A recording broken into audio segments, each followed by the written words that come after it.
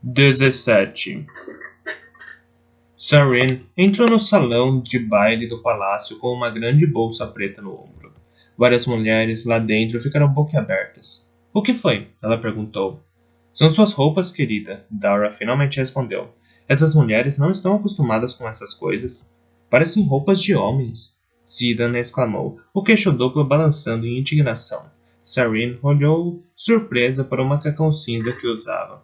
Então voltou-se para as mulheres reunidas. Bem, não esperavam que fôssemos lutar com vestidos, esperavam? Mas depois de estudar o rosto das mulheres, se deu conta de que era exatamente o que esperavam. Você tem um longo caminho para percorrer, prima. Luca o advertiu em voz baixa, entrando atrás dela e tomando assento no outro lado da sala. Luca? Sarin perguntou. O que está fazendo aqui? Espero sinceramente que essa seja a experiência mais entretida da semana, ele disse, reclinando-se na cadeira e colocando as mãos atrás da cabeça. Não perderia isso nem por todo o ouro dos cofres de Warren. Nem eu, declarou a voz de Case. A menina passou por Sarin e abriu caminho entre as cadeiras, mas Dorn chegou correndo pelo lado e saltou na cadeira que a irmã havia escolhido. Case bateu os pés de raiva e então, percebendo que todas as cadeiras ao lado da parede eram exatamente iguais, escolheu a outra. Sinto muito, Luca disse, dando de ombros, embaraçado. Estou preso a eles. Seja bom com seus irmãos, querido. Dara o repreendeu. Sim, mãe, Luca respondeu imediatamente. Levemente desconcertada pela súbita audiência, Sarin voltou-se para suas futuras alunas. Todas as mulheres do círculo de bordado estavam ali, até a pomposa Dara e a desmiolada rainha Ashen. A roupa e o comportamento de Sarin podiam mortificá-las, mas a ânsia por independência era maior do que sua indignação. Sarin permitiu que a bolsa escorregasse do ombro até chegar às suas mãos. Abriu um lado e retirou uma de suas espadas de treino. A longa e fina lâmina fez um leve ruído metálico quando Sarin a libertou e o grupo de mulheres se afastou. Isso é Sire, Sarin explicou, fazendo alguns golpes no ar. Também é chamada de Mir, ou Yedaver, dependendo do país em que se está. Essas espadas foram criadas em Yador como armas leves para batedores e caíram em desuso depois de algumas décadas. Mas então foram adotadas pela nobreza yadoriana, por causa de sua graça e leveza. Duelos são comuns em Yador, e o estilo rápido e elegante da esgrima com Sire requer grande habilidade. Pontuou suas sentenças com algumas estocadas e fintas. A maior parte movimentos que jamais usaria em uma luta real, mas que de toda forma pareciam bons. As mulheres estavam fascinadas. Os Dulas foram os primeiros a transformar a esgrima em esporte, em vez de em um meio para um homem matar o outro que decidia cortejar a mesma mulher. Sarin prosseguiu. Colocaram essa pequena protuberância na ponta e tiraram o fio da lâmina. O esporte logo se tornou bastante popular entre os republicanos. A neutralidade dos Dulas, em geral, mantinha o país afastado das guerras, e então uma forma de luta que não tinha aplicações marciais os atraía. Junto com a ponta arredondada e a lâmina sem fio, estabeleceram regras que proibiam acertar certas partes do corpo. A esgrima não chegou a Erlon porque os latinos eram contra qualquer coisa que lembrasse combate, mas foi muito bem recebida em Teod com uma mudança notável. Tornou-se um esporte feminino. Os homens teodenos preferem combates mais físicos como as justas ou as lutas com espadas longas. Para uma mulher, no entanto, o Sire é perfeito. A lâmina leve nos permite fazer pleno uso de nossa destreza e, acrescentou, olhando Lukel com um leve sorriso, nos permite capitalizar nossa inteligência superior. Dito isso, Sarin tirou uma segunda lâmina e a atirou para a jovem Torina, que estava na frente do grupo. A garota ruiva pegou a espada com uma expressão confusa. Defenda-se, Sarin avisou, levantando a lâmina e adotando pose de ataque.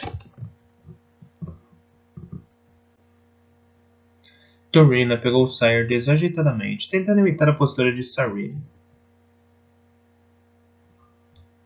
Assim que Sarin atacou, Torina abandonou a posição com um gritinho de surpresa.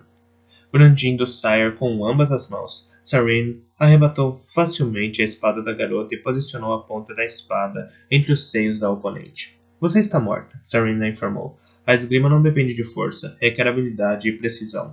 Use apenas uma mão. terá mais controle e alcance dessa forma. Gire o corpo um pouco de lado. Isso permite criar uma distância maior e ficar mais difícil acertá-la. Enquanto falava, Sarin tirou da bolsa um maço de varetas finas que mandaria fazer. Eram, é claro, substitutos pobres de uma espada de verdade, mas teriam que servir até que o armeiro terminasse os sairs de treino.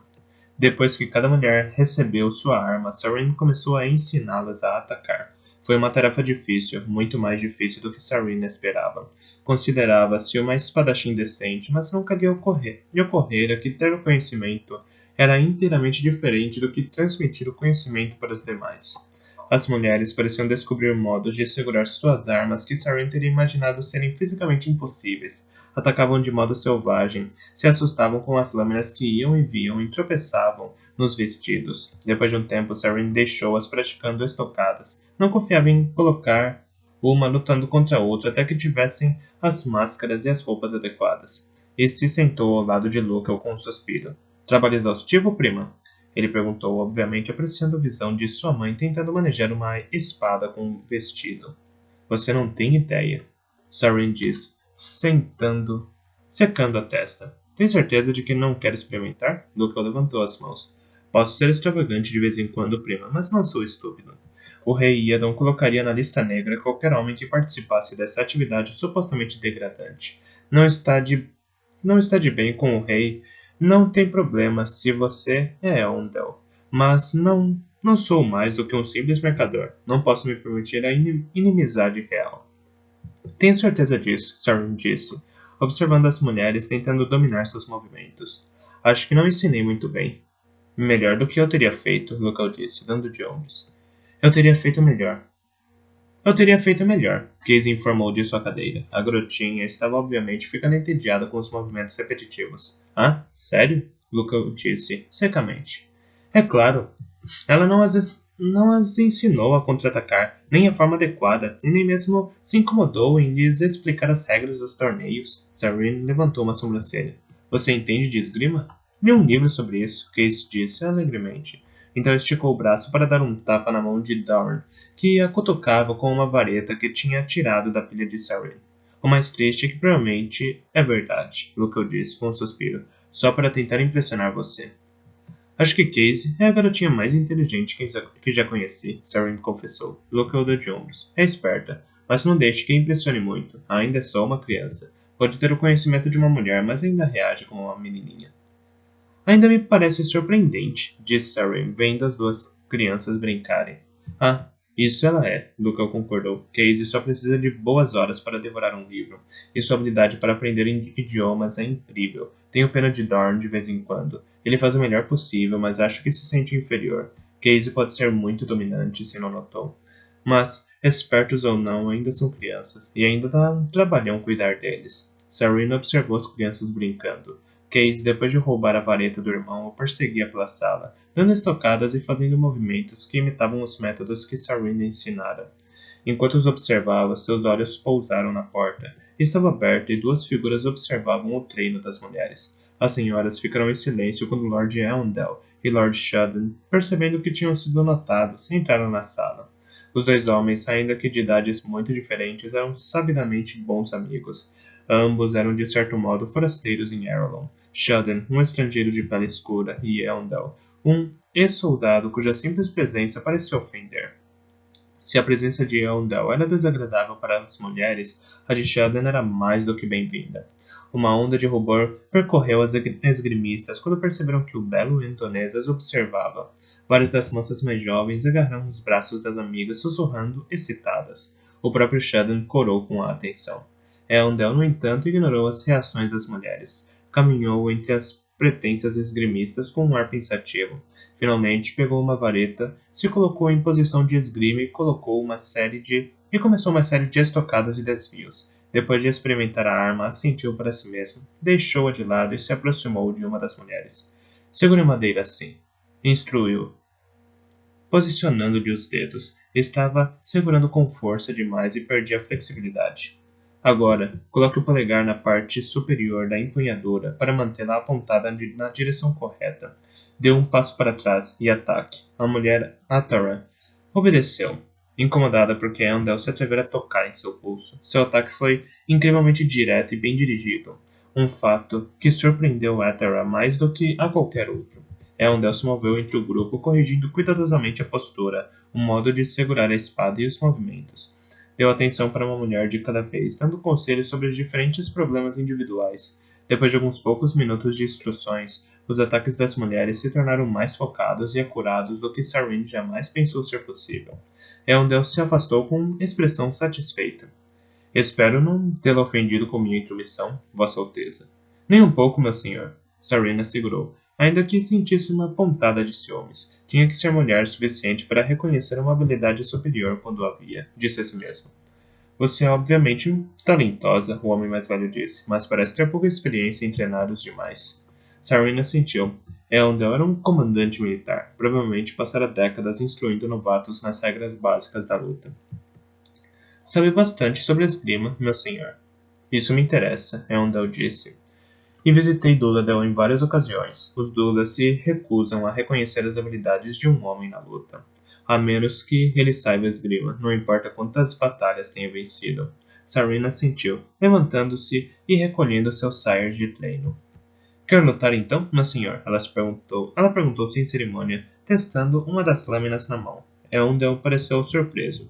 Nunca enfrentei uma mulher antes, Vossa Alteza. Não acho que seja apropriado. Bobagem, ela disse, atirando-lhe uma espada. Defenda-se. Então, sem dar a ele outra oportunidade de objetar, atacou. Eondel vacilou no início, pegou de surpresa pelo ato súbito dela, mas seu treinamento de guerreiro logo se impôs, e ele começou a se defender dos ataques de Sarin com habilidade surpreendente. Pelo que Eondel dissera, Sarin imaginara que o conhecimento dele em esgrima fosse superficial. Estava enganada. Eondel se atirou ao ataque com determinação. Sua lâmina cortava o ar com tanta rapidez que era impossível acompanhá-la, e apenas anos de treinamento e estratégia ajudaram Sarin a detê-la. A sala ressoava com golpes do metal contra metal e as mulheres pararam para olhar enquanto seus dois instrutores se moviam pelo aposento, envolvidos em intensa batalha. Sarin não estava acostumado a lutar com alguém tão bom quanto Eondel. Não só era tão alto quanto ela, anulando qualquer vantagem que pudesse ter nesse quesito, mas tinha os reflexos e o treinamento de um homem que passara a vida toda combatendo. Os dois abriram caminho entre a multidão usando mulheres, cadeiras e vários outros objetos aleatórios para despistar o ataque do oponente. Suas espadas batiam e chicoteavam, lançando-se adiante e retrocedendo para bloquear. Eondel era bom demais para ela. Podia contê-lo, mas ficava tão ocupada com a defesa que não tinha tempo para atacar. Com o suor escorrendo pelo seu rosto, Sarin percebeu que todos na sala a observavam. Nesse momento, algo mudou em Eondel. Seus ataques diminuíram levemente, e Sarin atacou por instinto. A ponta aterradora de sua lâmina abriu caminho pela defesa dele e alcançou seu pescoço. Eondel sorriu levemente. Não tenho outra opção, se não me render, minha senhora, o homem disse. De repente, Sarin se sentiu envergonhada por ter colocado Eondel em uma situação em que obviamente a deixara ganhar para não deixá-la mal diante das outras mulheres. Eondel fez uma reverência e Sarin se sentiu uma tola. Foram para o lado da sala, aceitando as taças oferecidas por Lokel, que os cumprimentou pela performance. Enquanto bebia, Sarin compreendeu algo. Estivera lidando com seu tempo em Aralon, como se fosse uma competição, como fazia com a maior parte de suas empreitadas políticas. Como um jogo complexo, mas divertido. Aralon era diferente. Eondel a deixara ganhar porque queria proteger a imagem dela. Para ele, aquilo não era um jogo. Aralon era sua nação, seu povo, e faria qualquer sacrifício para protegê-los. Dessa vez é diferente, Sarin. Se falhar, não vai perder um acordo comercial ou direitos de uma construção. Perderá vidas, vidas de pessoas reais. O pensamento era preocupante. Eondel olhou sua taça e ergueu sobrancelhas. Cético. Só água? Perguntou, virando-se para Sarin. A água é boa para você, meu senhor? Não tenho certeza disso, Eondel disse. Onde a conseguiu? Eu a fervi e depois a verti em 2 baldes para restaurar o sabor. Sarin explicou. Não ia deixar que as mulheres caíssem umas sobre as outras bêbadas enquanto treinavam. O vinho areleno não é forte, prima, Lukel comentou. É forte o suficiente, Sarin respondeu. Beba, Lord Eondel. Não queremos que fique desidratado. Eondel observou, ainda que mantivesse a expressão de insatisfação. Sarin se virou para as alunas com a intenção de fazê-las voltar ao treino. A atenção delas, no entanto, foi capturada por outra coisa. Lord Shadden estava no fundo da sala. Seus olhos estavam fechados enquanto ele se movia lentamente, fazendo uma série de movimentos delicados. Seus músculos tensionados ondulavam. Suas mãos giravam em círculos controlados e seu corpo fluía em resposta. Embora seus movimentos fossem lentos e precisos, o suor brilhava em sua pele. Era como uma dança. Shadden dava passos largos, levantando as pernas no ar, erguendo os dedos dos pés antes de colocá-los no solo. Seus braços se mexiam sem parar, os músculos estirados e tensos, como se estivesse lutando contra uma força invisível. Lentamente, Shadden acelerou, como se estivesse acumulando tensão. Girou mais e mais rápido, seus passos se tornando saltos, os braços girando. As mulheres observavam em silêncio, os olhos arregalados, mais de uma delas boquiaberta. Os únicos sons vinham do vento produzido pelos movimentos de Shadden e pelos golpes de seus pés. Ele parou de repente, depois de aterrissar com um último salto e bater com os dois pés em uníssono no chão, as mãos estendidas. Dobrou os braços para dentro como se fossem duas pesadas portas se fechando. Então inclinou a cabeça e exalou profundamente. Sareen deixou que o momento perdurasse no ar, antes de murmurar. Misericordioso Dome. Agora nunca conseguirei que se concentre. Eondel riu baixo. Shadden é um rapaz interessante. Reclama sempre que as mulheres o perseguem, mas não pode resistir a se exibir. Apesar de tudo, ainda é um homem e ainda é muito jovem. Sareen assentiu enquanto Shadden completava seu ritual e se virava tranquilamente enquanto notava o tanto de atração que atraíra. Abriu caminho rapidamente entre as mulheres, com olhos baixos juntando-se a Sareen e Eondel. Isso foi inesperado, Sareen disse enquanto Shadden aceitava uma taça de água de Lucan. Peço desculpas, Lady Sareen, ele respondeu entre goles. A luta de vocês me fez querer me exercitar. Pensei que todos estariam ocupados demais treinando para reparar em mim. As mulheres sempre reparam em você, meu amigo, Eondel comentou, balançando a cabeça grisalha. Da próxima vez que reclamar sobre ser acossado por mulheres, eu lhe lembrarei desse pequeno fiasco. Shadden abaixou a cabeça, corando novamente. O que era esse exercício? Sareen perguntou, curiosa. Nunca vi nada parecido. Chamamos de Sheishan. Shadden explicou. É um tipo de aquecimento, uma forma de concentrar o corpo e a mente para se preparar para uma batalha. É impressionante, Lucan falou. Sou apenas um amador, Shadden disse, inclinando modestamente a cabeça. Preciso de velocidade e concentração. Há homens em Indo que podem se mover com tanta rapidez que você fica tonto só de olhá-los. Muito bem, senhoras, Sareen declarou, voltando-se para as mulheres, a maioria das quais ainda olhava Shadden. Mais tarde, agradeçam a Lord Shadden pela exibição. Agora vocês têm alguns movimentos para treinar. Não pense que vou deixá-las partir depois de alguns minutos de trabalho. Vários gemidos e reclamação se seguiram enquanto Sareen pegava o Sire e começava uma nova sessão de treino. Estarão todas horrivelmente doloridas amanhã, Sareen disse com um sorriso. Diz isso com tanta paixão, minha senhora, que parece gostar da perspectiva. Ash pulsou levemente enquanto falava. Será bom para elas, Sareen comentou. A maioria das mulheres é tão mimada que nunca sentiu nada pior do que a pontada de uma agulha de bordar. Sinto ter perdido a aula, Ash falou. Há décadas não vejo Chase-san. Já viu antes? Já vi muitas coisas, minha senhora, Ash respondeu. A vida de um Sion é muito longa. Sareen assentiu. Caminhavam por uma rua de Kei com a enorme muralha de elantres erguendo-se ao fundo. Dezenas de vendedores de rua ofereciam suas mercadorias ansiosamente enquanto passavam, reconhecendo pelas roupas que ela era membro da corte. Kei existia para apoiar a nobreza arelena e satisfazer seus gostos pomposos. Taças de ouro e prata, especiarias exóticas e roupas extravagantes, tudo era exposto para chamar a atenção, embora a maior parte daquelas coisas fizesse seu estômago revirar. Pelo que sabia, aqueles mercadores eram a única classe média real que sobrara em Arelon, em que competiam pelo favor do rei, Iadon, e na esperança de conseguir um título, em geral, à custa de seus competidores, de alguns camponeses e de suas dignidades. Arelon estava se transformando rapidamente em uma nação de comerciantes ardentes, até mesmo assustadores. O sucesso não trazia mais apenas riqueza, e o fracasso não era mais apenas pobreza. Os lucros determinavam o quão perto alguém estava de ser vendido para uma escravidão virtual. Sareen acenava para que os mercadores se afastassem, ainda que seus esforços não os desencorajassem. Ficou aliviado quando finalmente dobrou uma esquina e viu a capela Korathi. Resistiu ao desejo de sair correndo o resto do caminho, e manteve o passo firme até chegar às portas do edifício amplo e entrar. Jogou algumas moedas, quase tudo o que restava do dinheiro que trouxera consigo de Theod, na caixa de donativos, e foi procurar o sacerdote.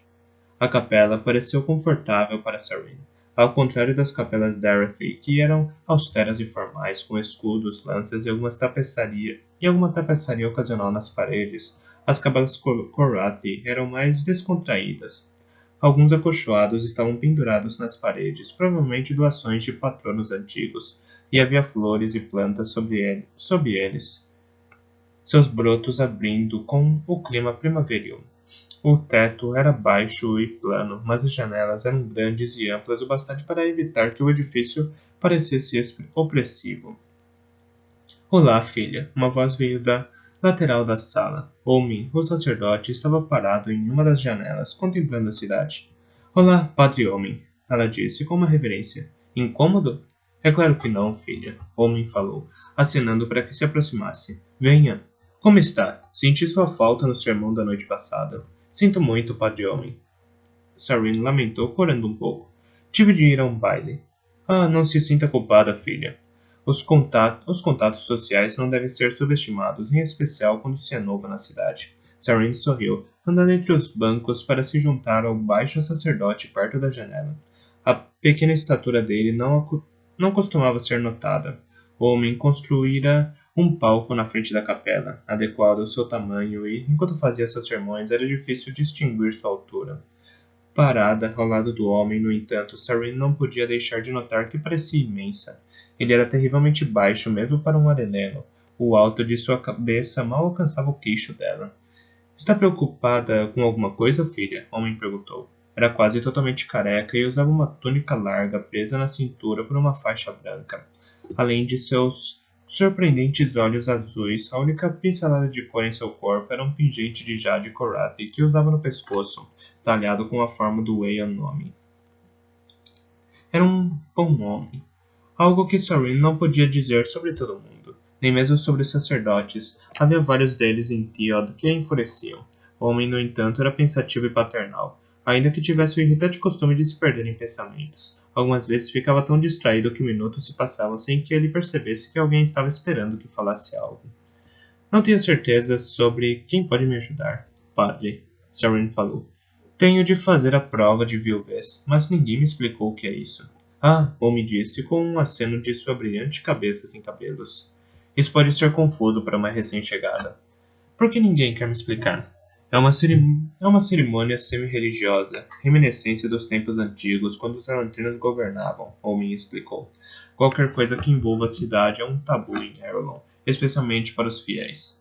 Bem, e como eu vou saber o que é esperado de mim? Sarin perguntou, exasperada. Não fique frustrada, filha, Omin disse, tranquilizador. É um tabu, mas apenas por costume, não por doutrina. Não creio que Domi tenha qualquer objeção que eu sacie sua curiosidade. Obrigada, padre, Sarin disse com um suspiro de alívio.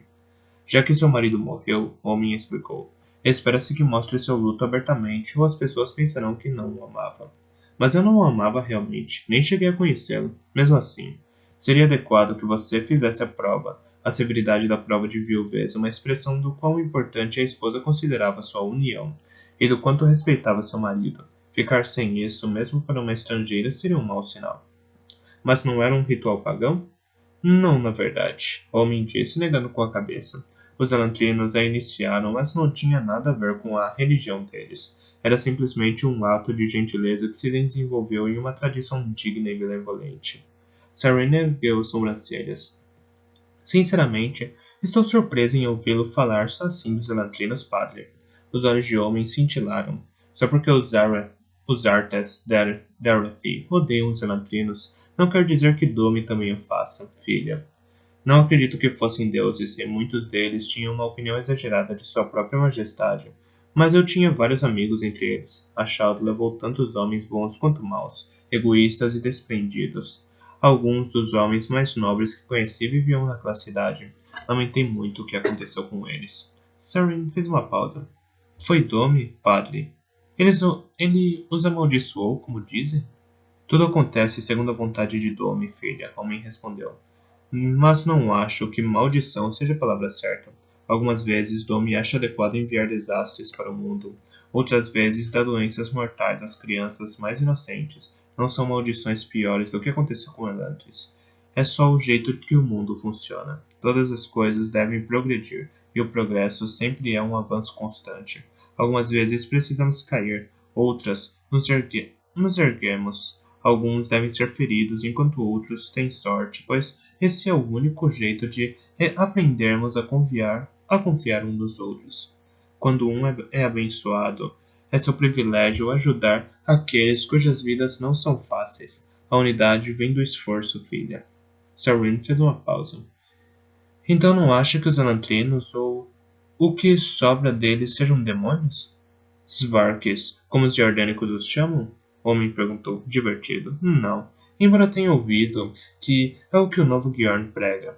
Temo que os sermões dele apenas despertem o ódio. Sarin tamborilou-se nas bochechas, pensativa. Pode ser o que ele quer.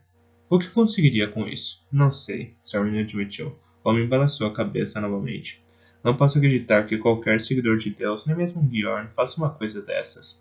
Fez uma expressão absorta enquanto considerava a possibilidade, com o senho levemente franzido. Padre? Sarin disse. Padre? Na segunda chamada, o homem sacudiu a cabeça como se estivesse sobressaltado em descobrir que ela ainda estava ali. Desculpe, filha. Sobre o que falávamos? Não terminou de me contar o que é a prova de viuvez. Ela o recordou. Tangentes eram muito frequentes enquanto alguém estava conversando com um diminuto sacerdote.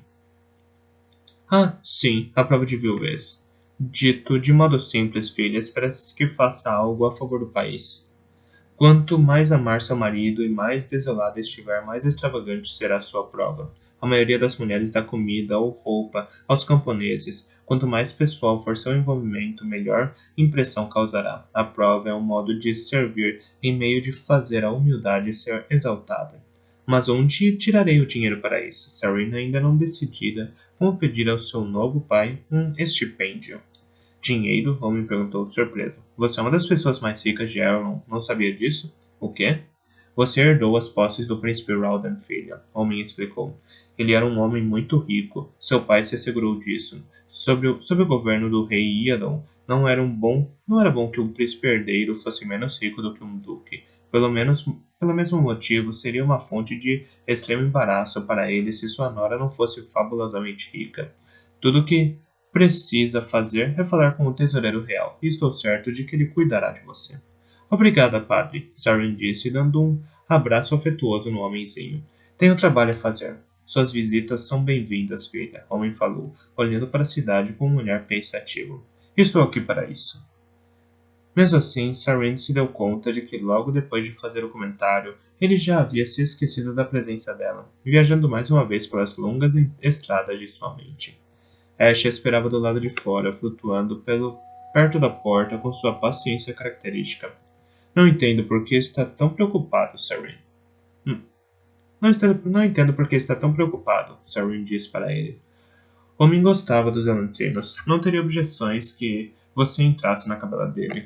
Ash pulsou levemente. Não entrava em uma capela Korathi desde o dia há muitos anos em que Seinalan, o patriarca do Shul Korath, o expulsou de uma. Está tudo bem, minha senhora, Ash assegurou. Tenho a sensação de que não importa o que digam os sacerdotes, ambos ficaremos mais felizes se um permanecer longe da vista do outro. Discordo, Sarin disse, mas não quero discutir com você. Ouviu alguma coisa da nossa conversa? Seals tem bons ouvidos, minha senhora. Ainda que não tenha ouvido algum, ela apontou. O que acha? Parece uma boa maneira de conseguir alguma notoriedade na cidade, minha senhora. Pensei exatamente o mesmo. Uma outra coisa, minha senhora. Você fala sobre Bjorn, Dorothy e Elantris. Outra noite, quando eu estava inspecionando a cidade, percebi o Bjorn, Radan, caminhando pela muralha de Elantris. Voltei várias vezes depois disso, e o encontrei ali em algumas ocasiões. Ele parece bem amigo do capitão da guarda da cidade de Elantris. O que está tentando fazer com essa cidade? Sarin perguntou, frustrada. Isso também me intriga, minha senhora. Sarin franziu o senho, tentando juntar o que sabia das ações do Bjorn em Elantris. Não conseguia estabelecer conexões. Mesmo assim, enquanto pensava, outra coisa lhe ocorreu.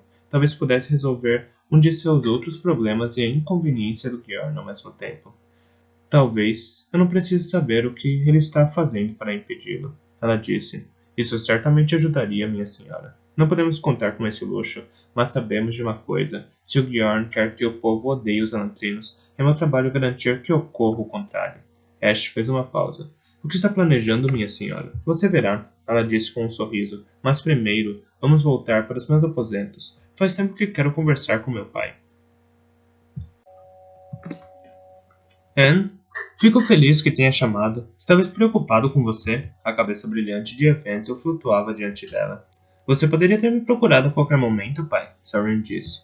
Não queria incomodar, querida. Sei como aprecia sua independência. Agora, a independência vem depois do dever, pai, Sarin falou. Nações estão caindo. Não temos tempo para nos preocupar sobre os sentimentos um do outro. Aceita a reprimenda, seu pai disse com uma gargalhada. O que está acontecendo em Tiod, pai? As coisas não vão bem, Eventil confessou, a voz incitadamente sombria. São tempos perigosos. Tive que acabar com um outro culto do mistério Yeskeri. Eles sempre parecem surgir quando um eclipse se aproxima. Sarin estremeceu. Os seguidores do culto do mistério eram um grupo estranho e seu pai não gostava de lidar com eles. Havia reserva na voz de Eventil, no entanto. Algo mais o incomodava. Há mais, não é mesmo? Temo que sim, Anne, o pai admitiu. Algo pior. O quê? Conhece Ashgrass, o embaixador jordânico? Sim, Sarin disse, franzindo o senho. O que ele fez? Denunciou você em público? Não, algo pior. O rosto de seu pai parecia preocupado. Partiu. Partiu? Deixou o país depois de todo o problema que Jordan nos deu para voltar a ter representantes em Tiot? É isso mesmo, Anne, o Eventil confirmou. Pegou todo o seu séquito, fez um último sermão nas docas e nos deixou. Havia um inquietante ar definitivo no evento. Isso não é bom, Sarin concordou. Jordan fora inflexível sobre manter presença em Tiod se Ashgrash partira. Fizera isso seguindo uma ordem direta do Wyrn. Parecia que tinha desistido de Tiod. Estou assustada, Anne. As palavras a gelaram mais do que qualquer outra coisa. O pai era o homem mais forte que conhecia. Não deveria dizer isso. Apenas para você, Anne, Eventil falou. Quero que entenda o quão séria é a situação. Eu sei, Sarin disse. Entendo. Há um Bjorn em Kay. O pai murmurou algumas imprecações que ela nunca o ouviu dizer antes. Acho que posso lidar com ele, pai, Sarin disse rapidamente. Estamos de olho um no outro. Quem é? O nome dele é Raden. O pai praguejou novamente, dessa vez com mais veemência. E dos Dome Sarin. Sabe quem é ele? Raden foi o Bjorn designado para Duladel 6 meses antes do colapso. Imaginei que fosse ele. Quero você fora daí, Sarin, Eventil falou. Este homem é perigoso. Sabe quantas pessoas morreram na Revolução Dula? Foram dezenas de milhares de baixas. Sei disso, pai. Vou mandar um navio para você. Vamos resistir aqui, onde nenhum Bjorn é bem-vindo. Não vou partir, pai, Sarin disse, resoluto. Sarin, seja lógica, Eventil adotou um tom de voz tranquilo e insistente que usava cada vez que queria que ela fizesse alguma coisa. Em geral, conseguia convencê-la. Era um dos poucos que sabia como fazê-la mudar de opinião. Todo mundo sabe que o governo Areleno está em uma bagunça. Se esse Bjorn derrubou Duladel, não terá problemas em fazer o mesmo com Arelon. Não pode esperar detê-lo quando o país todo está contra você. Tenho que ficar, pai, apesar da situação. Que lealdade deve a ele, Sarin? Eventil suplicou. A um marido que nunca conheceu, a um povo que não é seu. Sou filha do rei deles. Você é filha do rei daqui também. Qual é a diferença? Aqui o povo a conhece e a respeita. Eles me conhecem, pai. Mas respeitar... Sarin sentou-se, começando a se sentir enjoada. Estranhos sentimentos estavam voltando. Sentimentos que a fizeram desejar deixar sua terra natal, abandonando tudo o que conhecia por uma terra estrangeira. Não entendo, Anne. A voz do seu pai estava magoada. Sarin suspirou, fechando os olhos. Ah, pai, você não entenderia nunca. Para você, sou um encanto, sua bela e inteligente filha. Ninguém se atreveria a dizer o que realmente pensa de mim. Do que está falando? Ele exigiu saber. Agora falando com a voz de um rei. Pai, Sarin começou a explicar. Tenho 25 anos e sou brusca, maquinadora e às vezes agressiva. Deve ter notado que nenhum homem pediu a minha mão. Seu pai não respondeu por um momento. Pensei nisso, ele finalmente admitiu. Eu era a filha solteirona do rei, A megera que ninguém queria tocar, Sarin disse, tentando, sem conseguir, afastar a amargura. Os homens riam de mim pelas costas. Ninguém se atrevia a se aproximar de mim com intenções românticas, pois era bem sabido que quem fizesse isso seria zombado por seus companheiros. Eu pensava que você era independente, que considerava que nenhum deles era digno de seu tempo. Sarin riu amargamente. Você me ama, pai. Nenhum pai quer admitir que sua filha não é atraente. A verdade é que nenhum homem quer uma esposa inteligente. Isso não é verdade, seu pai objetou imediatamente. Sua mãe é brilhante. Você é uma exceção, pai. E é por isso que não pode ver. Uma mulher forte não tem lugar neste mundo, nem mesmo em Theod, que eu sempre afirmei ser um lugar muito mais avançado que o continente.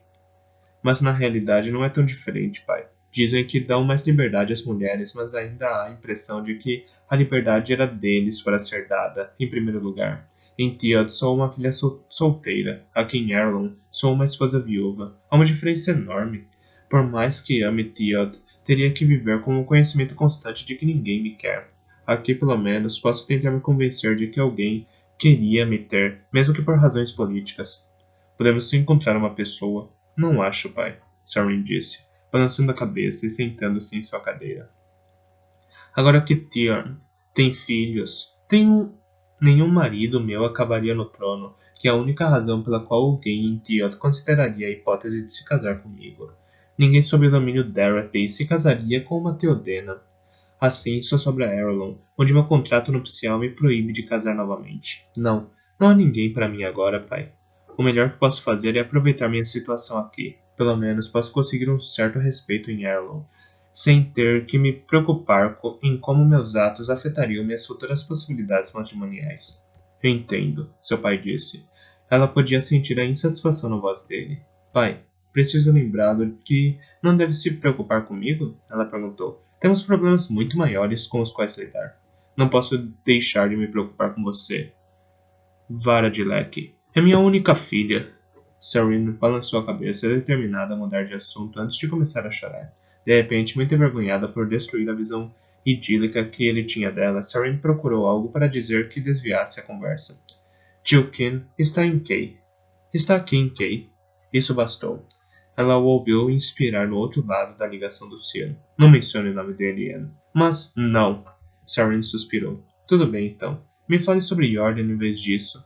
O que acha que Warren está planejando? Dessa vez não tenho ideia, Eventel disse, permitindo que ela mudasse de assunto. Deve ser algo grande. As fronteiras estão fechadas para os mercadores teodenos de norte a sul, e nossos embaixadores estão começando a desaparecer. Estou quase os chamando de volta. E seus espiões? Desapareceram quase na mesma velocidade, o pai comentou. Não sou capaz de contatar ninguém em Velden há um mês, e só Domi sabe o que Warren e os Bjorn estão tramando por lá. Enviar espiões a Jordan hoje em dia é quase o mesmo que mandá-los para a morte. Você os envia mesmo assim, Sarin disse, em voz baixa, compreendendo a fonte de dor na voz do pai. Tenho que fazer isso. O que conseguimos descobrir pode acabar salvando milhares, mas isso não torna mais fácil. Só gostaria de colocar alguém em Dacor. O monastério? Sim, Eventel confirmou. Sabemos o que os outros monastérios fazem. Rothbar treina assassinos. Eldor, espiões. E a maioria dos demais, simples guerreiros. Dacor, no entanto, me preocupa. Ouvi histórias terríveis sobre aquele monastério e não consigo entender por que alguém, mesmo os Dorothy, fariam tais coisas. Parece que Jordan se prepara para a guerra? Não sei dizer. Parece. Não parece. Mas quem sabe? Warren poderia mandar um exército multinacional na nossa direção a qualquer momento. Um pequeno consolo é que não acho que ele saiba que nós sabemos disso. Infelizmente, esse conhecimento me coloca em uma posição difícil. O que quer dizer? A voz de seu pai era hesitante. Se Warren declarar guerra santa contra nós, isso significará o fim de Theod. Não podemos lutar contra a força unificada dos países orientais, Anne. Não vou ficar sentado vendo meu povo ser massacrado. Consideraria a rendição? Sarin perguntou, ultrajada. O dever de um rei é proteger seu povo. Quando diante da escolha de conversão ou deixar meu povo ser destruído, acho que teria de escolher a conversão. Seria tão fraco quanto os indoneses, Sarin falou. Os indoneses são um povo sábio, Sarin, seu pai disse, a voz ficando firme. Fizeram o que precisavam para sobreviver. Mas significa se render. Significaria fazer o que temos de fazer, seu pai afirmou. Não farei nada ainda. Enquanto ficarem duas nações, ainda temos esperança. Contudo, se Erlon cair, serei forçado a me render. Não podemos lutar contra o mundo todo, Ren. Não mais do que um grão de areia pode lutar contra um oceano inteiro. Mas a voz de Sorin sumiu. Podia ver o dilema de seu pai. Enfrentar Jordan no campo de batalha seria um exercício de completa futilidade. Converter-se ou morrer. As duas decisões eram repugnantes, mas a conversão era obviamente a decisão mais lógica. Apesar disso, uma voz interior lhe dizia que valia a pena morrer, se a morte provasse que a verdade era mais poderosa do que a força física. Tinha de se assegurar de que seu pai nunca tivesse de fazer essa escolha. Se pudesse deter Raden, então poderia deter Wern, durante um tempo, pelo menos. Definitivamente vou ficar, pai, declarou. Sei disso, Anne. Será perigoso. Entendo. Mas se Aaron cair, provavelmente vou preferir estar morta a ver o que acontecerá com Theod. Tenha cuidado. E fique de olho nesse Gjorn. Ah, falando nisso, se descobrir por que o Wern está afundando os navios de Iadon, me conte. O quê? Sarin perguntou, surpresa. Você não sabia? Saber o quê? O rei Iadon perdeu quase toda a sua frota mercante. Os relatos oficiais dizem que os naufrágios são obras de piratas, alguns remanescentes da armada de Dreok. Os relatos oficiais dizem que os naufrágios são obras de piratas, alguns remanescentes da obra de Dreok Esmagargantan. Apesar disso, minhas fontes relacionam os naufrágios com Jordan. Então era isso, Sarin exclamou. O quê? Há 4 dias eu estava em uma festa, Sarin explicou. Um criado entregou uma mensagem para o rei, e o que quer que fosse o inquietou bastante.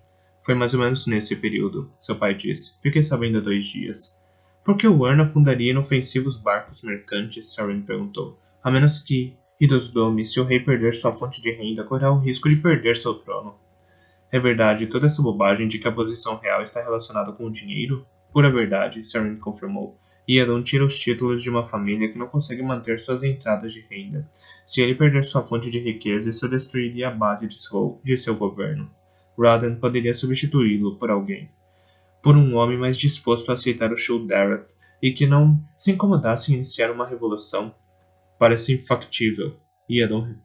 Iadon pediu por essa situação ao idealizar bases tão instáveis de governo. Provavelmente será Telri, Sarin falou. Por isso gastou tanto dinheiro naquele baile. O Duque quer mostrar que é financeiramente sólido. Ficaria muito surpresa se não tivesse uma montanha de ouro iordânico por trás de seus gastos. O que vai fazer? Detê-lo, Sarin disse. Ainda que doa, na realidade, não gosto de Iadon, pai. Infelizmente, parece que o Radan escolheu nossos aliados por nós. Sarin assentiu. Ele me colocou ao lado de Elantris e de Iadon, uma posição não muito invejável. Todos fazemos o melhor possível com o que Dome nos dá. Parece um sacerdote falando. Encontrei motivos para me tornar muito religioso ultimamente. Sarin pensou por um momento antes de responder, tamborilando nas bochechas, enquanto considerava as palavras dele. Uma sábia escolha, pai. Se Dome estivesse vindo nos ajudar, teria que ser agora. O fim de Theod significa o fim do Shul'Korath. Por um tempo, talvez. Seu pai respondeu. A verdade nunca será derrotada, Sarin. Ainda que as pessoas a esqueçam de vez em quando. Sarin estava na cama, as luzes apagadas. Ash flutuava do outro lado do aposento, sua luz tão tênue que era apenas um contorno do Aeon Ash contra a parede. A conversa com o pai terminara há 1 hora, mas suas implicações provavelmente afligiriam sua mente por meses. Nunca considerara a rendição como alternativa, mas agora parecia quase inevitável. A perspectiva a preocupava. Sabia que era improvável que Wern deixasse seu pai continuar governando, mesmo que se convertesse. Também sabia que Ventel ofereceria sua vida voluntariamente para poupar seu povo. Também pensava em sua própria vida e em suas lembranças confusas de Theod. O reino continha as coisas que ela mais amava: seu pai, seu irmão, sua mãe. As florestas ao redor da cidade portuária de Thioin, a capital, eram outra recordação agradável. Lembrava-as da forma que a neve pousava sobre a paisagem. Uma manhã despertara e encontrara todo o exterior coberto por uma bela película de gelo. As árvores pareciam já cintilando na luz do dia de inverno, mas Theod também a fazia se lembrar da dor e da solidão. Representava sua exclusão da sociedade e sua humilhação diante dos homens. Desde cedo mostrara que tinha uma inteligência rápida e uma língua ainda mais veloz. Ambas as coisas mantiveram separadas das outras mulheres. Não que alguma delas não fossem inteligentes, apenas tinham o juízo de manter-se escondido até que estivessem casadas. Nem todos os homens queriam uma esposa estúpida, mas tampouco havia montes de homens que se sentiam confortáveis com uma mulher que consideravam superior intelectualmente. Quando Sarin se deu conta de que estava fazendo para si mesma, descobrira que os poucos homens que poderiam tê-la aceitado já estavam casados. Desesperada, tentou descobrir qual a opinião masculina sobre ela na corte, e ficou mortificada ao saber o quanto zombavam dela. Depois disso, só piorou, e ela ficava mais velha, em uma terra em que quase todas as mulheres estavam ao menos comprometidas antes dos 18 anos. Ela era uma donzela idosa de 25, uma velha donzela muito alta, magra e briguenta. Sua autorrecriminação foi interrompida por um ruído. Não vinha do corredor ou da janela, mas de dentro de seu quarto. Sentou-se sobressaltada, segurando a respiração enquanto se preparava para dar um pulo. Só então percebeu que o ruído não vinha realmente do quarto, mas da parede ao lado. Franziu o senho, confusa. Não havia quartos do outro lado. Estava na extremidade do palácio. Sua janela dava para a cidade. O ruído não se repetiu, e determinada a dormir um pouco, apesar da ansiedade, Sarin disse a si mesma que era apenas a estrutura do edifício.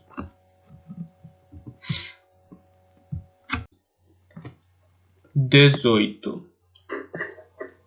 Dilaf entrou pela porta com um aspecto um pouco distraído. Então viu o Elantrino sentado na cadeira diante da mesa de Radan. O choque quase o matou. Radan sorriu, observando como Dilaf segurava a respiração de maneira audível, os olhos regalados e o rosto quase da mesma cor da armadura do Gyorn. Rugathia! Dilaf gritou, surpreso, a maldição iordânica subindo rapidamente aos seus lábios. Radan ergueu as sobrancelhas com uma exclamação, não porque se sentisse ofendido, mas porque se surpreendeu que Dilaf a pronunciasse tão facilmente. O Artath tinha de fato submergido profundamente na cultura Dareth. Diga oi para Diren, Artath, Radan disse, apontando para o Elantrino de rosto preto e cinza. E por favor, evite usar o nome do Sr. Yadath como maldição. É um hábito iordânico que eu preferiria que você não tivesse adotado. Um Elantrino? Sim. Radan confirmou. Muito bem, Artath. E, não, você não pode colocar fogo nele. Radan se reclinou levemente no assento, sorrindo enquanto Dilaf encarava o Elantrino. O Gyorn o convocara, sabendo bem qual seria o tipo de reação que o Artath teria, e se sentia um pouco menosprezível por isso. Mas não deixou de desfrutar o momento. Finalmente, Dilaf dirigiu a Radan um olhar de ódio, ainda que rapidamente o mascarasse com outro de submissão. O que ele está fazendo aqui, meu Radan? Achei que seria bom conhecer o rosto do inimigo, Artath. Radan disse, levantando-se e andando até o assustado Elantrino. Os dois sacerdotes estavam, é claro, conversando em iordânico. Havia confusão e um medo atroz nos olhos do Elantrino. Radan se abaixou ao lado do homem, estudando seu demônio. São todos carecas? Dilaf perguntou interessado. No princípio não, o Artath respondeu de mau humor. Costumam ter cabelos quando os cães Korath os preparam para a cidade. A pele deles é mais clara também. Radan apalpou a bochecha do homem. A pele era dura, com aspecto de couro. O Elantrino o observava com olhos assustados. Essas manchas negras, são elas que distinguem um Elantrino? São o primeiro sinal, meu Radan. Dilaf respondeu, submisso. Ou estava se acostumando com o Elantrino, ou simplesmente superara seu estado inicial de ódio e passara a uma forma mais paciente e latente de desgosto. Em geral, ocorre durante a noite, quando o amaldiçoado acorda, ele ou ela tem manchas negras por todo o corpo. Com o tempo, o resto da pele fica marrom acinzentado, como a deste aí. Como a pele de um cadáver embalsamado, Radan notou. Visitara a universidade em Iswarden em certa ocasião, e sabia como eram os cadáveres mantidos para pesquisas. Muito parecido, Dilaf concordou em voz baixa. A pele não é o único sinal, meu Radan. O interior deles apodrece também. Como sabe disso? O coração deles não bate, Dilaf disse. E suas mentes não funcionam. A história dos primeiros dias, há 10 anos, antes que fossem todos trancados naquela história. Em questão de meses, ficaram comatosos, quase incapazes de se mover, exceto para lamentar sua dor. Dor? A dor de suas almas ardendo como o fogo do Senhor Yada, Dilaf explicou, cresce neles até consumir sua consciência. É a punição deles, Radan assentiu, afastando-se do Elantrino. Não deveria ter tocado nele, meu Radan, Dilaf comentou. Achei que tivesse dito que o Senhor Yada protegia seus fiéis, Radan falou. O que devo temer? Você convidou o mal para dentro da capela, meu Jordan. Meu Radan. Radan bufou. Não há nada sagrado neste edifício, Delaf, como você sabe. Não pode haver selo sagrado em um país que não se aliou ao Shu-Dareth. É claro, Delaf concordou. Por algum motivo, seu olhar se tornava mais ansioso. A expressão nos olhos de Delaf deixava Radan incomodado. Talvez fosse melhor minimizar o tempo que o Arteth passava no mesmo cômodo que o Elantrino. Eu o chamei porque preciso que faça os preparativos para o sermão desta tarde, Radan disse. Não posso fazê-los. Quero passar um tempo interrogando este Elantrino. Às suas ordens, meu Radan, Dela falou, ainda olhando o Elantrino. Está dispensado, Arta. Radan disse com firmeza. Dela resmungou baixo, então deixou o aposento, obedecendo às ordens de Radan. O Guiarn se virou para o Elantrino. Não precisa, sem mente, como Dela afirmara. Não parecia sem mente, como Delaf afirmara. O capitão da guarda que trouxera o Elantrino mencionara o nome da criatura. Isso implicava que podia falar. Pode me entender, Elantrino? Radan perguntou em aônico. Diran fez uma pausa, então assentiu. Interessante, Radan disse, pensativo. O que quer comigo? O Elantrino perguntou. Apenas lhe fazer algumas perguntas, Radan disse, voltando para sua mesa e sentando-se. Continuava a estudar a criatura com curiosidade. Nunca em todas as suas várias viagens vira uma doença como essa. Você tem comida? O Elantrino perguntou. Havia um leve matiz de loucura em seus olhos quando mencionou a palavra comida. Se responder às minhas perguntas, prometo enviá-lo de volta a Elantis com uma cesta cheia de pães e queijo. Isso atraiu a atenção da criatura. Assentiu vigorosamente. Tão faminto, Radan pensou com curiosidade. E o que foi que Dilaf disse? O coração dele não bate? Talvez a doença tenha alguma relação com o metabolismo. Faz o coração bater tão rápido que fica difícil de detectar e aumenta o apetite de algum modo. O que você era antes de ser jogado na cidade de Iran? Radan perguntou. Um camponês, meu senhor. Trabalhava nos campos da colônia Ayor. E desde quando é um elantrino? Foi jogado lá no outono. Diran falou. 7 meses? 8? Perdi a conta. Então, outra afirmação de Dilaf de que os elantrinos ficavam comatosos em poucos meses era incorreta. Radan ficou pensativo, tentando decidir que tipo de informação essa criatura poderia ter que lhe fosse útil. Como é Elantris? Radan perguntou. É terrível, meu senhor, Diran disse, abaixando a cabeça. Há gangues. Se você vai ao lugar errado, eles o perseguem, o machucam. Ninguém conta aos recém-chegados como são as coisas. Então, se não for cuidadoso, vai até o mercado. Isso não é bom. E agora é uma nova gangue. Pelo menos é o que dizem os elantrinos que conheço nas ruas. Uma quarta gangue, mais poderosa do que as outras. Gangues. Isso implicava um nível básico de sociedade, pelo menos. Radan franziu o senho. Se as gangues eram tão duras quanto Diran dava a entender, talvez pudesse usá-las como exemplo de Svarkes para seus seguidores. No entanto, ao falar com o complacente Diran, Radan começava a pensar que talvez devesse continuar a fazer suas condenações à distância. Se qualquer porcentagem dos elantrinos fosse tão inofensiva quanto este homem, o povo de Kay certamente ficaria desapontado com seus demônios. Conforme o interrogatório continuava, Radan percebeu que Diran não sabia de muito mais que pudesse ser útil. Os elantrinos não podiam explicar como era a Shald. Aconteceu enquanto dormia, afirmava que estava morto, o que quer que isso quisesse dizer, e que suas feridas nunca se curavam. Chegou a mostrar um corte na pele para Radan. O ferimento não sangrava, no entanto, então Radan apenas suspeitou que as partes da pele não haviam se juntado bem enquanto cicatrizavam. Diran não sabia nada da magia elantrina. Dizia ter visto outros fazendo desenhos mágicos no ar, mas ele mesmo não sabia fazê-lo. Sabia que tinha fome, muita fome, reiterou isso várias vezes, além de mencionar em outras 2 ocasiões que tinha medo das gangues. Satisfeito de ter descoberto o que queria averiguar, que Elantris era um lugar brutal, mas desapontadoramente humana em seus métodos de brutalidade, Radan mandou chamar o capitão da guarda que trouxera Deer. O capitão da guarda entrou obsequiosamente, usava luvas grossas e cutucou o elantrino com uma vareta comprida para que saísse da cadeira. Aceitou ansioso o saco de moedas de Radan e assentiu quando Bjorn o fez prometer que compraria uma cesta de comida para Diorn. Enquanto o capitão obrigava o prisioneiro a sair do aposento, Delaf apareceu na porta. O Arthas observou sua presa partir com uma expressão de desapontamento. Tudo pronto? Radan perguntou. Sim, meu Radan. Delaf assegurou. As pessoas começam a chegar para a cerimônia. Bom, Radan disse, reclinando-se em sua cadeira e enlaçando os dedos pensativamente. Alguma coisa preocupa, meu Radan? Radan negou com a cabeça. Estava só planejando o discurso dessa noite. Acredito que é hora de darmos o passo seguinte em nossos planos. Passo seguinte, meu Radan? Radan assentiu. Acho que estabelecemos com êxito nossa posição contra Elantris. As massas estão sempre dispostas a encontrar demônios ao seu redor, desde que lhes dê a motivação adequada. Sim, meu Radan. Não se esqueça, Arthas, Radan disse. Há um sentido em nosso ódio. Une nossos seguidores e lhes dá um inimigo incomum. Correto, Radan falou, apoiando os braços na mesa. Há outro propósito, no entanto, um de igual importância. Agora que demos algo para as pessoas odiarem, precisamos criar uma associação entre Elantris e nossos rivais. Shul Korath, Dilaf disse com um sorriso sinistro.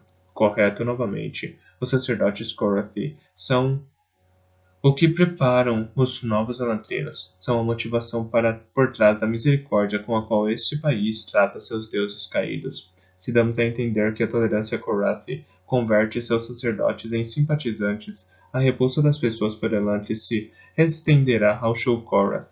Os sacerdotes Korathi serão confrontados com duas opções: ou aceitam nossa incriminação, ou ficam ao nosso lado contra Elantris. Se escolherem a primeira opção, o povo fica contra eles. Se escolherem a última, se colocarão sob nosso controle teológico. Depois disso, alguns poucos embaraços os farão parecer impotentes e irrelevantes. É perfeito, Dilaf disse. Mas acontecerá rápido o suficiente? Resta tão pouco tempo. Radan se sobressaltou e olhou para o Arthas ainda sorridente. Como o homem sabia sobre seu prazo? Não podia saber. Devia estar fazendo conjecturas. Funcionará, Radan afirmou. Com a monarquia instável e a religião vacilando, o povo procurará uma nova fonte de liderança. O Shul Dareth será como uma rocha entre a areia movediça. Uma boa analogia, meu Radan. Radan nunca sabia se Delaf zombava dele ou se com essas declarações ou não. Tenho uma tarefa para você, Arthas. Quero que faça a conexão no seu sermão desta noite. Coloque as pessoas contra Shul Korath. Meu Radan não o fará? Falarei depois, e meu discurso será lógico. Você, no entanto, é mais passional, e a aversão deles pelo Shul Korath deve vir primeiro de seus corações. Delaf assentiu, inclinando a cabeça para mostrar que cumpria a ordem. Radan fez um gesto com a mão, indicando que a conversa terminara, e o Radan partiu, fechando a porta atrás de si. Delaf falou com um fervor característico. Ficou parado do lado de fora da capela, em um palco que o Radan havia autorizado construir assim que a multidão ficou grande demais para caber dentro do edifício. As noites mornas de primavera favoreciam esses encontros, e a luz do anoitecer, combinada com as tochas, oferecia uma mistura adequada de visibilidade e sombra. As pessoas contemplavam Delaf com um arrebatamento, ainda que a maior parte do que dizia fosse repetitiva. Radan passava horas preparando seus sermões, tomando cuidado de combinar reiteração, reforço e originalidade para provocar entusiasmo. Delaf simplesmente falava. Não importava se derramava as mesmas denúncias contra Elantris e os mesmos louvores redundantes ao império de Iada. As pessoas escutavam do mesmo jeito. Depois de uma semana ouvindo Arthas discursar, Radan aprendera a ignorar a própria inveja. Até certo ponto, ao menos, substituir o sentimento por orgulho. Enquanto escutava, Radan congratulava-se pela efetividade do Arthas. Dilaf fez o que Radan ordenara, começando com suas divagações normais sobre Elantris, e então passando ousadamente a uma acusação completa contra o Shul Korath. A multidão o seguia, permitindo que suas emoções fossem redirecionadas. Era como Radan planejara. Não havia motivo para ter ciúmes de Dilaf. A fúria do homem era como um rio que o próprio Radan desviara na direção da multidão. Dilaf podia ter um talento bruto, mas Radan era o mestre por trás daquilo tudo. Disse a si mesmo que já superara o momento em que Dilaf o surpreendeu.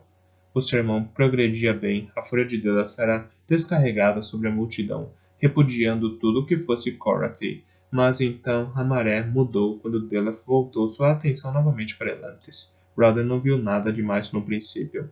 Delaf tinha uma tendência incorrigível de devagar durante seus sermões.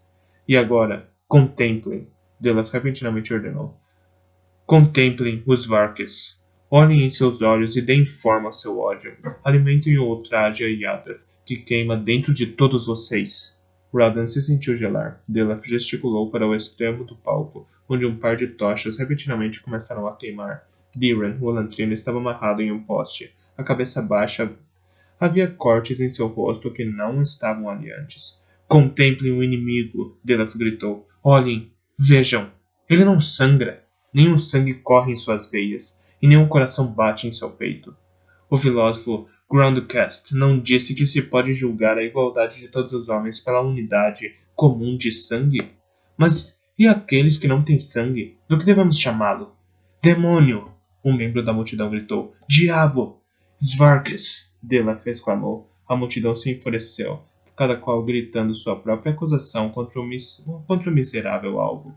O elantrino gritou com paixão selvagem, feroz. Algo mudara naquele homem. Quando Radan falara com ele, as respostas do elantrino foram sem entusiasmo, mas lúcidas. Agora não havia nada de sanidade em seus olhos, apenas dor.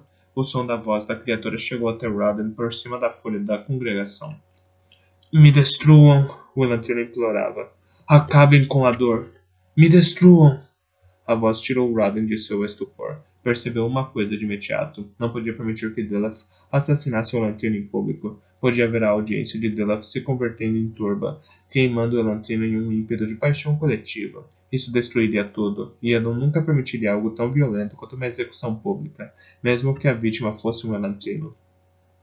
Lembrava demais o caos de uma década atrás. Um caos que derrubara um governo. Radan estava parado ao lado do palco, entre um grupo de sacerdotes. A multidão se apertava diante, e Delaf estava na frente deles, mãos estendidas enquanto falava. Eles devem ser destruídos, Delaf gritava. Todos eles, purificados pelo fogo sagrado. Radan saltou do palco. E assim será, gritou, interrompendo Arthas. Delaf parou só por um instante, virou-se para o lado e fez um gesto com a cabeça para um sacerdote menor que segurava uma tocha acesa. Delaf provavelmente presumira que não haveria nada que Radan pudesse fazer para deter a execução. Pelo menos nada que não minasse sua própria credibilidade diante da multidão. Não desta vez, Arthas, Radan pensou. Não deixarei que faça o que bem entender. Não podia contradizer Delaf, não sei que parecesse que havia uma divisão nas fileiras Dorothy. Mas podia torcer o que Delaf dissera. Essa façanha verbal em particular era uma das especialidades de Radan. Mas de que serviria? Radan gritou, lutando para se fazer ouvir por cima da multidão que berrava. As pessoas avançavam, antecipando a execução, amaldiçoando o elantrino. Radan trincou os dentes, puxou Delaf para trás e arrancou a tocha das mãos de um sacerdote que estava por perto. Radan ouviu Delaf silvar de desagrado, mas ignorou Arthas. Se não conseguisse controlar a multidão, eles simplesmente continuariam avançando e atacariam o elantrino por conta própria. Radan levantou a tocha, erguendo-a e abaixando-a repentinamente, fazendo a multidão gritar de prazer, entoando um tipo de cântico rítmico. E entre as pulsações do ritmo havia silêncio. Pergunto novamente, povo, Radan gritou quando a multidão se calou, preparando um novo grito. Todos ficaram quietos. De que serviria matar essa criatura? Radan perguntou. É um demônio! Um homem gritou da multidão. Sim, Radan concordou, mas já está atormentado. O próprio Yada deu a maldição a este demônio. Ouçam-nos suplicar pela morte. É isso que queremos fazer? Dar à criatura o que ela quer? Radan esperou, tenso, ainda que alguns membros da multidão gritassem sim por hábito. Outros se detiveram. A confusão tomou conta, e a tensão cedeu um pouco. Os Varkes são nossos inimigos, Radan disse, falando com mais controle agora, sua voz firme em vez de apaixonada. Suas palavras acalmaram ainda mais as pessoas. Mas não somos nós que devemos puni-los. Esse é o prazer de Yadath. Temos outra tarefa. Esta criatura, este demônio, é desta coisa que os sacerdotes Korathi querem que tenham pena. Vocês se perguntam por que Erlon é pobre se comparado às nações do leste? Porque sofre da estupidez Korathi. Por isso, vocês não têm as riquezas e bênçãos encontradas em nações como Indo e Svorden. Os Korathi são muito indulgentes. Pode não ser nossa tarefa destruir essas criaturas, mas tampouco é nossa tarefa cuidar delas. Certamente não devíamos ter pena deles, nem tolerar que vivam em uma cidade grande e rica como Elantris. Rodan apagou a tocha e fez sinal para que um sacerdote fizesse o mesmo com as luzes que iluminavam o pobre Elantrino.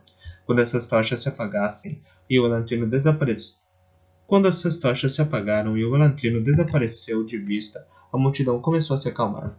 Lembre-se, Radan prosseguiu, são os Korathi, quem cuidam dos Elantrinos. Mesmo agora, ainda vacilam quando alguém pergunta se os Elantrinos são demônios. Os Korathi têm medo que a cidade regresse à sua glória, mas sabemos que isso não acontecerá. Sabemos que Yadeth pronunciou sua maldição. Não há misericórdia para os condenados. O Shul Korath é a causa de suas dores, e a coisa que apoia e protege Elantris. Nunca se livrarão da maldição elantrina enquanto os sacerdotes Korath continuarem dominando Erlon.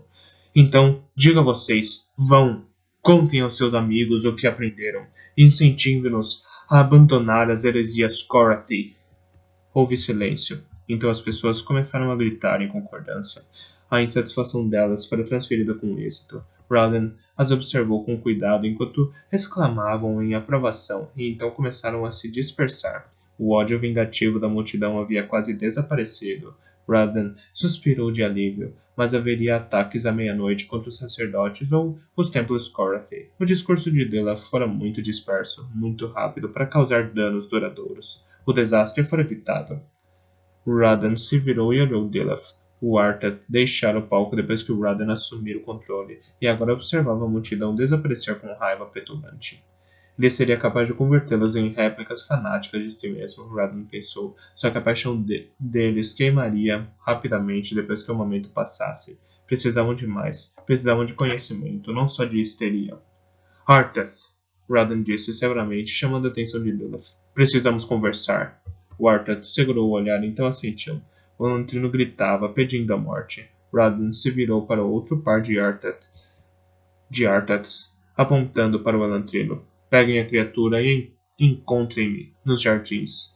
Radan voltou para Delaf, acenando com a cabeça secamente na direção do portão do fundo da capela Dorothy. Delaf fez como lhe fora ordenado, seguindo para os jardins. Radan o seguiu, passando no caminho pelo confuso capitão da guarda de Elantris. Meu senhor, o homem chamou. O jovem sacerdote me alcançou antes que eu voltasse para a cidade. Disse que você queria a criatura de volta. Fiz mal? Fez bem, Radan disse incisivo. Volte para o seu posto. Nós nos encarregaremos do Elantrino. O Elantrino pareceu agradecer as chamas, apesar da dor terrível que deviam causar. Delaf estava encolhido em um lado, observando com ansiedade, ainda que fora a mão de Radan. Não a sua, que deixara cair a tocha no Elantrino encharcado de óleo. Radan observava a pobre criatura que queimava, seus gritos de dor finalmente silenciados pelo rugir do fogo. O corpo da criatura parecia queimar com facilidade demais, envolto em chamas. Radan sentia uma pontada de culpa por trair Diren, ainda que essa emoção fosse tolice. O Elantrino podia não ser um diabo verdadeiro, mas certamente era uma criatura que Yadeth amaldiçoara. Radan não lhe devia nada. Mesmo assim, lamentava tê-lo queimado. Infelizmente, os cortes de Delaf haviam enlouquecido o Elantrino, e não podia devolvê-lo para a cidade em seu estado atual. As chamas foram a única opção. Radan observou os olhos do deplorável Elantrino até que as chamas o consumiram por completo. E o fogo ardente da insatisfação de Yadeth o purificará. Delaf sussurrou, citando Dul Dareth. O julgamento pertence só a Yadeth, e é executado por seu único servo, Wyrn, Radan citou, usando uma passagem diferente do mesmo livro. Você não tinha de ter me obrigado a matar essa criatura. Era inevitável, Delaf falou. Cedo ou tarde, todas as coisas devem se inclinar diante da vontade de Yadeth, e o desejo dele que Elantris queime simplesmente obedecia ao destino. Você quase perdeu o controle da multidão com seus delírios. Radan replicou. Um tumulto deve ser planejado e executado cuidadosamente, ou é provável que se volte contra seus criadores, tanto quanto contra seus inimigos. Eu me deixei levar, Delaf falou, mas matar um Elantrino não teria provocado um tumulto. Você não sabe. Além disso, quanto a Iadon? Como ele poderia se opor? Delaf perguntou. E sua própria ordem que os Elantrinos fugidos possam ser queimados, ele nunca se colocaria a favor de Elantris, mas pode se colocar contra nós, Radan disse. Você errou ao trazer esta criatura ao encontro. O povo merece ver o que tem que odiar. O povo não está pronto para isso ainda, Radon disse bruscamente. Queremos manter o ódio deles amorfo. Se começam a destruir a cidade, Iadon acabará com nossas pregações. Os olhos de Delaf se estreitaram. Parece que está tentando evitar o inevitável, meu Rodden. Você cultiva esse ódio. Está disposto a aceitar as responsabilidades pelas mortes que causará? Ódio e repulsa não podem ficar amorfos por muito tempo. Eles encontram uma via de escape, mas a via de escape virá quando eu decidir, Rodden disse friamente. Estou ciente da minha responsabilidade, Arthur. Embora questione seu entendimento sobre isso, me disse que matar esse Elantrino era predestinado por Yadath, que estava simplesmente seguindo o destino de Yadath ao forçar minha mão. Como vai ser? As mortes causadas em um tumulto seriam obra minha ou simplesmente a vontade de Deus? Como você pode ser um servo inocente, enquanto devo aceitar a responsabilidade total pelas pessoas da cidade? Delaf exalou bruscamente. Sabia, no entanto, que fora derrotado. Fez uma referência fria. Virou-se e entrou na capela. Radon observou Arthur partir, furioso por dentro. As ações de Delaf naquela noite haviam sido tolas e impulsivas. Estava tentando minar a autoridade de Radon ou simplesmente agindo segundo suas paixões fanáticas. Se era a segunda opção, o tumulto que quase ocorreu era culpa do próprio Radon. Afinal de contas, havia se sentido muito orgulhoso em usar Delaf como instrumento. Radon sacudiu a cabeça, soltando um suspiro tenso. Derrotara Delaf naquela noite, mas a tensão crescia entre eles. Não podia permitir discussões abertas. Rumores de discórdia nas fileiras da Dorothy iriam corroer a credibilidade deles. Tenho de fazer algo com Arthur, Radon decidiu com resignação. Delaf estava se transformando em um problema incômodo. Tomada sua decisão, Radon virou-se para partir. Ao fazer isso, no entanto, seus olhos voltaram a pousar nos restos calcinados do Elantrino, e estremeceu. A aceitação voluntária da imolação de Diran trouxe lembranças para a mente de Radon, lembranças que há tempos tentava banir. Imagens de dor, sacrifício e morte. Lembranças de Dakor. Virou as costas para os ossos carbonizados, andando na direção da capela. Ainda tinha outra tarefa para completar naquela noite. O Sion flutuava livre de sua caixa, respondendo às ordens de Radon mentalmente. O Gjorn se arrependia. Era a segunda vez em uma semana que usava a criatura. Depender do Sion era algo a ser evitado, mas Radon não podia pensar em outra maneira de atingir seu objetivo. Delaf estava certo. O tempo era muito escasso. 14 dias haviam se passado desde sua chegada a Arelon, e gastara uma semana viajando antes disso. Apenas 70 dias restavam do prazo original, e apesar do tamanho da congregação daquela noite, Radon convertera uma diminuta fração de Arlon. Apenas um fato lhe dava esperança. A nobreza helena estava concentrada em Kay. Ficar afastado da corte de Iadon era suicídio político. O rei concedia e retirava títulos ao seu bel prazer, e era necessária visibilidade para segurar uma posição firme na aristocracia. Wern não se importava se Radon converteria as massas ou não. Desde que a nobreza se curvasse, o país era considerado Dorothy. Então Radon tinha uma chance, mas ainda tinha muito trabalho a fazer. Uma peça importante disso dependia do homem que estava prestes a chamar. Seu contato não era um Gjorn, o que tornava o uso do Sion pouco ortodoxo. Mas Wern nunca lhe ordenara diretamente que não chamasse outras pessoas com seu Sion. Então Radon podia racionalizar o que estava fazendo. O Sion respondeu prontamente e logo o rosto orelhudo, parecido com um rato de Fortan, apareceu em sua luz. Quem é? Perguntou no áspero dialeto iordânico que se falava no país de Rowvel. Sou eu, Fortan. Meu senhor Radon? Fortan perguntou, surpreso. Meu senhor, já faz um tempo. Eu sei, Fortan. Acredito que esteja bem. O homem riu, feliz. Ainda que o riso rapidamente tenha se convertido em um arquejo. Fortan tinha uma tosse crônica, condição causada, Radon tinha certeza, pelas várias substâncias que o homem gostava de fumar. É claro, meu senhor, Fortan disse, entre uma tosse e outra. Quando não estou bem. Fortan era um homem completamente satisfeito com sua vida, condição que também era causada pelas várias substâncias que gostava de fumar. O que posso fazer por você? Preciso de um de seus elixires, Fortan, Radon disse. É claro, é claro. O que ele deve fazer? Radon sorriu. Fortan era um gênio sem igual, e por isso Radon suportava suas excentricidades. O homem não só mantinha um Scion, mas era seguidor devoto dos mistérios, uma forma degenerada da religião Yasker, comum nas zonas rurais. Embora Rowell fosse oficialmente uma nação Darthy, a maior parte do país era primitiva e esparsamente habitada, o que dificultava a supervisão. Muitos dos camponeses assistiam às cerimônias Darthy com devoção, e depois participavam com devoção igual das cerimônias dos mistérios à meia-noite. O próprio Forton era considerado um tipo de místico em sua cidade, ainda que sempre se assegurasse de mostrar sua ortodoxia a Dorothy quando falava com Radan. O Bjorn explicou o que queria, e Forton repetiu, ainda que Forton estivesse drogado com frequência, era muito talentoso misturando poções, venenos e elixires. Radan não conhecia nenhum homem em Cicla cujas habilidades se igualassem às de Forton. Uma das misturas excêntricas do homem restaurara a saúde de Radan depois de ele ser envenenado por um inimigo político. Disseram que a substância de efeito lento não tinha antídoto. Não haverá nenhum problema, meu senhor. Forton prometeu a Radan com seu dialeto pesado, mesmo depois de anos tratando com os Rovênicos. Radan tinha dificuldade em entendê-los. Tinha certeza de que a maioria deles nem sabia que havia uma forma pura e correta de sua língua, que era usada em Jordan. Muito bem, Radan disse. Sim, tudo o que preciso fazer é combinar duas fórmulas que já tenho, Forton disse. Quando você quer? Pelo menos 2 doses. Pagarei o preço de costume. Meu pagamento verdadeiro é saber que servi ao Sr. Yadath, o homem disse piedosamente. Radan resistiu à vontade de rir. Sabia o quão arraigados os mistérios eram entre o povo de Rowell.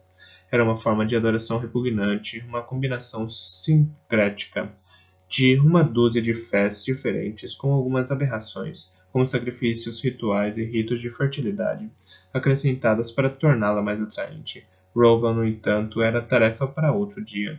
O povo fazia o que Wern ordenava, e isso eram muito insignificantes politicamente para causar inquietudes em Jordan. É claro que suas almas estavam em sério perigo, e Adath não era conhecido por sua indulgência com os ignorantes. Outro dia, Radan disse a si mesmo. Outro dia. Quando meu senhor precisará desta poção? O homem perguntou. Este é o problema, Forton. Preciso dela imediatamente. Onde está? Em Arlon. Radan disse. Ah, que bom, Forton falou. Meu senhor finalmente decidiu converter esses pagãos. Sim, Radan respondeu com um sorriso leve. Nós, Dorothy, temos sido pacientes demais com os Arelenos. Bem, sua senhoria não poderia ter escolhido lugar mais distante, Forton disse. Mesmo se eu terminar a poção esta noite e enviá-la pela manhã, levará pelo menos 2 semanas para chegar. Radan se irritou com o atraso, mas não havia outra escolha. Então faça isso, Forton. Eu o recompensarei por trabalhar com tão pouca margem de tempo. Um verdadeiro seguidor de Yadath fará qualquer coisa em benefício de seu império, meu senhor. Bem, pelo menos ele conhece a doutrina Dorothy. Radan pensou, dando de ombros mentalmente. Há algo mais, meu senhor? Forton perguntou, tossindo de leve. Não.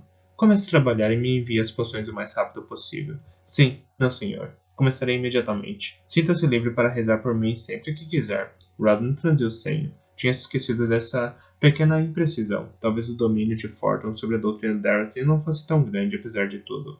Forton não sabia que Radan tinha um Scion.